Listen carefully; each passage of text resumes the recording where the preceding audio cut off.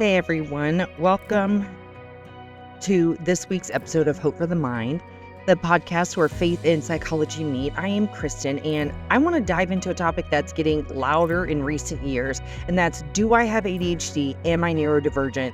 Could it be autism? We're living in a time where TikToks, Instagram infomercials, and even casual conversations makes us question everything about how we think, how we feel, how we behave. But not every struggle means a diagnosis, and not every quirk we have is a disorder. So in today's episode, we're talking about the Barnum Effect, a fascinating psychological trick that makes you think descriptions apply to you, even when they're meant to apply to literally anyone and everyone. So let's unpack why this is happening and the dangers of self-diagnosis and how to navigate it with both discernment and compassion.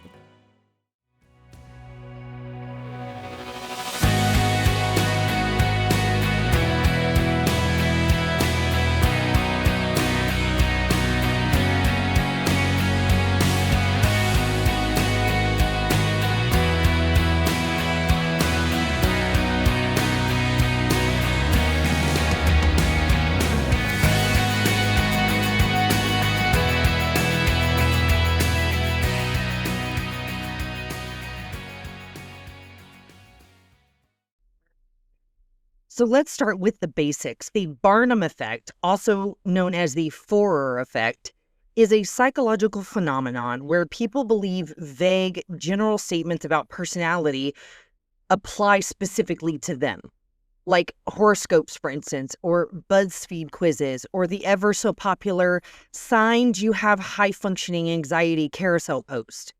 The term comes from P.T. Barnum, the circus guy who was famous for saying, "There's a sucker born every minute." He knew people would buy into generalized ideas if they sounded personal. Psychologist Bertram Forer proved this in 1948 when he gave his students a personality test and then returned the same analysis to all of them. 90% of the students rated the statement as highly accurate, even though they all got the same exact result. Why? Because the statements were just general enough to apply to almost everyone. So let me give you an example. You sometimes doubt whether you've made the right decision. You need others to like you. You sometimes struggle with focus, especially when you're overwhelmed. Does that sound like you? Yes, because that's everyone. Everyone sometimes struggles with focus when they're overwhelmed. Everyone, or at least almost everyone, needs others to like you. Nearly everybody doubts whether they've made the right decision anytime they've made a decision. So these three statements literally apply to everyone, but when you hear it, you go, yes, that is totally me. So now let's talk about neurodivergence, specifically ADHD and autism, and why this Barnum Effect is creating confusion. If you'll scroll through social media, you'll see 10 signs you might have ADHD and didn't know it. Or, I thought I was lazy, but it turns out I'm autistic. Or, if you relate to these three things, get tested. And here's the problem. Many of the traits listed are relatable, but not always diagnostic. Let's say you struggle with time management, or being easily distracted, or feeling overwhelmed in loud environments, needing routines to function. These are real struggles, but they're also common to people under stress, people with anxiety, people who are burnt out, introverts, trauma survivors, busy moms juggling 10 things at once. The problem isn't that people are faking, it's that we're taking broad human experiences and assigning them diagnostic labels, often without professional input. Now, let me stop right here and say I am absolutely 100% not against psychological input. I am not against professional input. I am not against diagnosis. As somebody who is doctor diagnosed with ADHD, the inattentive type, but I do believe that there are people that need these diagnoses and they need the treatments that come along with them. But we've come to a place where we've got to be careful that we're not labeling every single person on this planet based off of a couple very broad quirks they may have. And yes, those quirks may be a part of some of these diagnoses, but that doesn't mean that they meet every criteria, which is why professionals have the DSM-5 to base their diagnosis off of. They're not just going, yeah, you're a little quirky here, there, and there. You have autism or you have ADHD or you have, whatever. They are going by a very specific set of criteria. And that's important. That helps weed out this Barnum effect. So why is this a big deal? And I'll tell you, it's because slapping a label on your struggle can be comforting, but it's also limiting. Here's what happens when we self-diagnose based off the Barnum effect.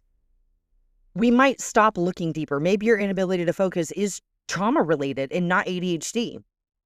We might excuse harmful behavior saying, well, I'm just neurodivergent. Well, really, we need to address emotional wounds. We might invalidate those who are clinically diagnosed, who've spent years navigating misdiagnosis or lack of support. And a lot of times it's because these clinicians, these professionals are overloaded with every person far and wide that thinks they have something because they read a TikTok post. It's hard to test everybody when millions of people are getting tested for the same thing. Worst of all, we can trap ourselves in an identity we were never meant to carry. So don't misunderstand me. Getting a correct diagnosis is empowering, but getting the wrong one, that can completely derail your healing. For some people, it can even derail their life. I knew someone in the psych hospital who, from all appearances, didn't really have any valid diagnosis. She might have had some ADHD, but she somehow got a doctor convinced to diagnose her with bipolar disorder, even though she didn't have any of the clinical signs, and it completely derailed her whole life. Her husband left her because he didn't want to be with somebody who was diagnosed. She ended up falling into like a complete pit of self-hatred, despair, depression, and eventually turned to self-medicating, and it just completely derailed her life. And then when the clinicians where I worked looked at her, they said, you don't show any of the signs of bipolar disorder at all. But now at this point, her whole life is derailed. So it's so important to be careful where we throw these labels. But I want to take a biblical look and say, what does scripture say? Nowhere in the Bible do you see Jesus say, Simon, your impulsivity is ADHD. Or Martha, you're definitely an Enneagram 1. Here, let's take a DISC assessment. I want to know your personality. Well, first of all, God already knows our personality. But I want to point out that what we do see him speaking is identity. You are Peter, and on this rock I will build my church. He says you are forgiven, you are loved, you are called. God names people not based on their dysfunction, but on their destiny. We serve a God who knows every hair on our head. So yes, he knows our wiring. He knows our quirks. He knows the things that we struggle with, but he doesn't reduce us to that. So maybe the answer isn't another label. Maybe it's looking in the mirror every day and saying, you are a woman of God. You are a man of God. You are the powerful leader of your family. You are destined to be a worship leader. Maybe we should speak that over our children. I can't wait to see you grow up and see what God is going to do with your life. You know? Maybe the answer, like I said, isn't another label. Maybe the answer is asking God, what is God trying to teach me through this struggle? Not what disorder explains it. So what are some practical tips for discernment? What can you do if you're feeling called out by every psychology post? Pause before you claim it. Ask, is this really me or is this just being human? Talk to a professional. Not TikTok, not Instagram Reels, not YouTube Shorts, not your friend who read a blog. Get evaluated by someone trained. Focus on function, not just feeling. Are your struggles impacting your daily life consistently? Be open to complexity. You might have ADHD. You might have trauma. You might just be overwhelmed. It's okay to hold the question without rushing to an answer. And separate your struggle from your identity. Don't let a label become your whole personality. Self-awareness is a beautiful thing and growth is necessary, but don't let recycled internet quizzes replace the work of real healing. Not everyone has ADHD, not everyone is autistic, not every relatable post is a diagnosis. And if you've been walking around wondering what's wrong with you, let me leave you with this. Maybe nothing is wrong with you.